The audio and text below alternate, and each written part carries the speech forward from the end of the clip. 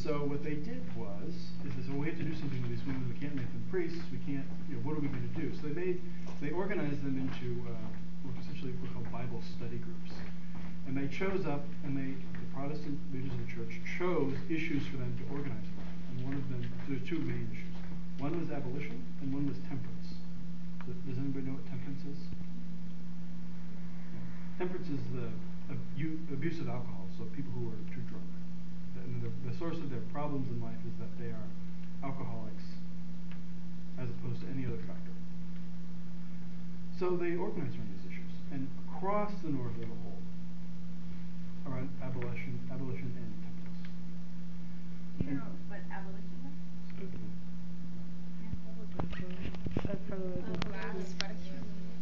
Wait, abolition is?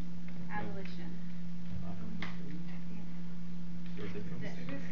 The ending of slavery. Yeah. The abolition of slavery. Abolition. When you're saying abolition means the ending of slavery. Abolition from abolish. Abolition. And so if I ever use a word that you don't understand, just tell me. Oh, we're supposed to say that today. I'm sorry. I shouldn't say it. Anytime you have a question, even if it's right. Yeah. So anytime you have a question about a word or something that I said, just stop. So the movement, abolition movement spread among these Protestant communities all across North America, Maine to Ohio. And different people interpret it in different ways. Some people wrote about it intellectually and wrote pamphlets, like slavery pamphlets. Some would hide runaway slaves as they came north, help them get them to Canada, because even though slavery was illegal in the northern states, it was still a legal requirement that they bring runaway slaves back to the south. Okay?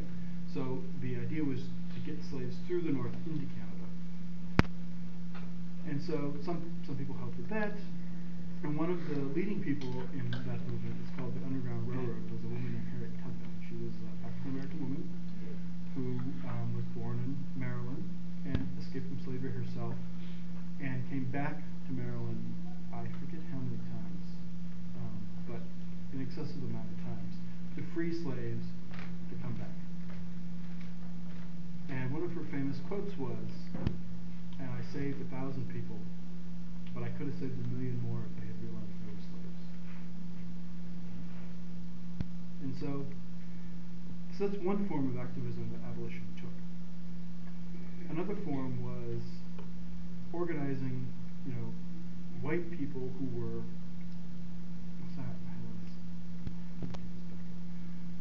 part of expanding into the West was called agrarian reform. Anybody know what agrarian means? Agrarian means it comes from the word agriculture.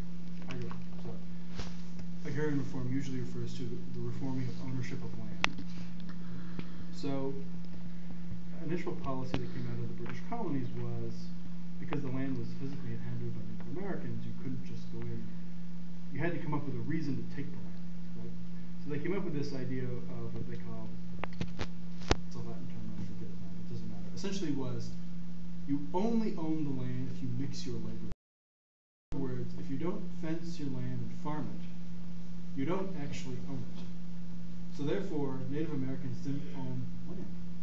Or Aboriginal, they didn't own the land in this legal system.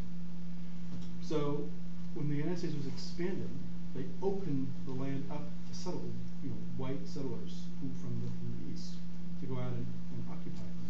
And you would get, I forget what the actual acreage number was in the first phase. In 1862 it changes. But so all of these, poor white people are getting a chance. They're getting a break. They're going out and they're actually occupying land dispossessed from Indians a few years before. Sometimes they're actually in the process of dispossessing Indians as they go out. And what they don't want is slave owners coming and taking the land from them to produce cotton and tobacco. That's exactly what happened in Kentucky. Poor farmers could not afford legal services, but the property owners, slave owners could, and they drove poor whites off the land. Abraham Lincoln's father, that's what happened to him. That's why one of the reasons Lincoln became such an abolitionist. He grew up in a home that had gone through that. And so, as these people go out, abolition means something takes on a new meaning because it helps them keep possession of their land and defend it.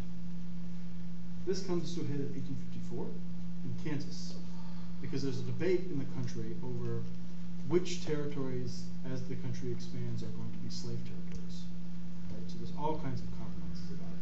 So the first compromise, political compromise. So the first political compromise was 1820 with Missouri. Missouri was going to be added to the Union as a slave state. So they added Maine as a free state to counterbalance Missouri. And this was important to people at that time because the Senate is made up of 2 members from every state. So the Southern planter class decided that in order to preserve their power, they needed to preserve their majority or their presence in the Senate. So the North responded by, okay, we get Missouri, we get Maine. To go back, so in 1850, they passed what's called the admission of California as a free state. California, they originally decided the Southerners wanted to break it into Northern and Southern California. If Southern California would be a slave state and Northern California would be a free state. The California state legislature, or at that point it was still a republic, rejected that notion. And so they came up with the Compromise of 1850, which was California is admitted as a free state. But now, as opposed to Northerners being just in a general obligation to return freed slaves from the South, Southern law enforcement officials have the right to come into Northern states and forcibly remove freed slaves back to the South. And Northern officials are required by this new law to help Southern law enforcement agents do this. This results in a lot of violence, particularly between abolitionists in the North, physically resisting the presence of these Southern law enforcement officials.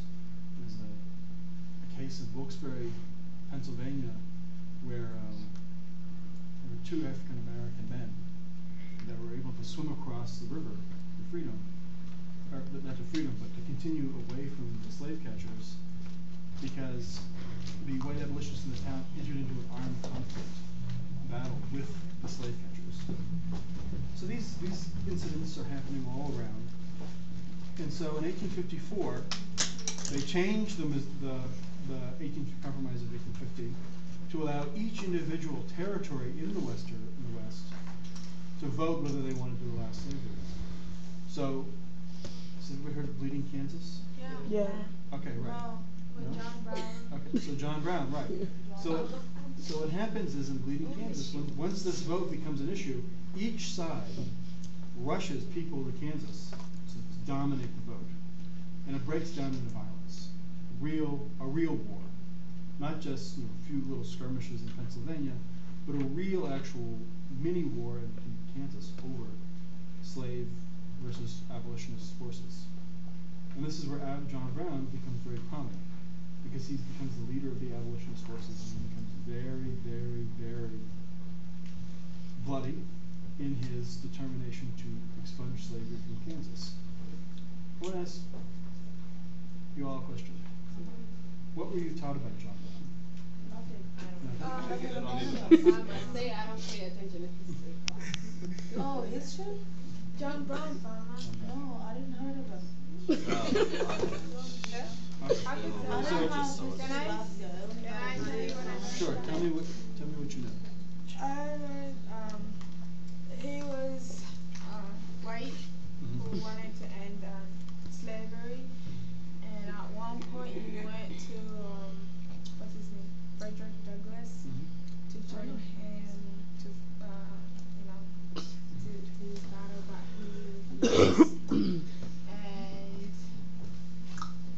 And he would cut people's head off, stuff like that, in the woods. He was violent. Yeah. He was intense. John Brown.